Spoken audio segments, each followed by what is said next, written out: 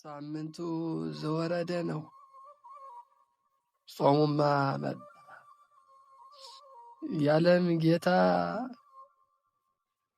ሰማያዊ ክብሩን ትቶ ለሰው ልጅ ፍቅር ሲል ወደ ምድር ወረደ። እኔ ግን ምድራዊ ጥፋቴን ተሸክሜ ወደ ሰውነት መውረድ አቃተኝ።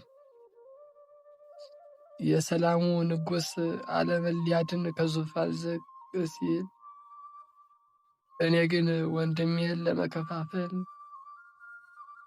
በዘር ለመለየት ከቆምኩበት የጥላቻው ዙፋን አረ ለመሆኑ መቼ ነው የምወርደው? ፈጣሪ ፍጹም አዋቂ ሲሆን ዝምታን መረጠ። እኔ ግን ከባዶ ቲዎሪ ከምሁርነት ኩራትና ከማይጨበጥ ፍልስፍናዬ ከዚህ ከማይታይ ከፍታዬ መቼ ነው የምወርደው? መድኃኔዓለም ሁሉንም ሊመግብ በበረቱ ወረደ።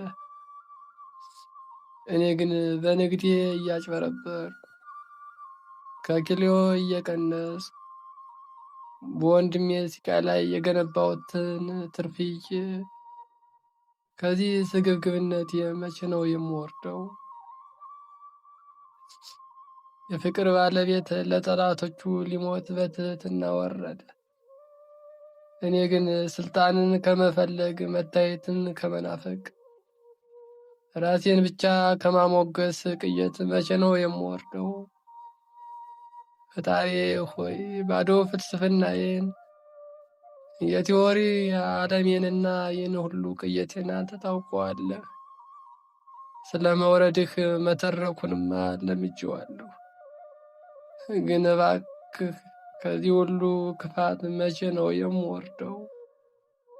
ከሰይፍና ከቂም ከጭካኔና ከሐሰት መቼ ነው ወርጄ በአንተ ፍቅር የምታጠበው?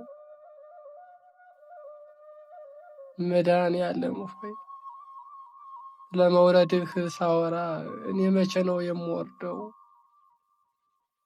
ከጎጠኝነት አዘቅት ከትዕቢት ልቦና ሰውን ከመከፋፈልና ከማታለል መቼ ነው የምወርደው? የዘንድሮ ጾም የከፈልከውን ዋጋ የምናወራበት ብቻ እንዳይሆን የከፈልነውን ግፍ አቁመን ከከፍታችን ወርደን ሰው መሆንን የምንጀምርበት ይሁንልን።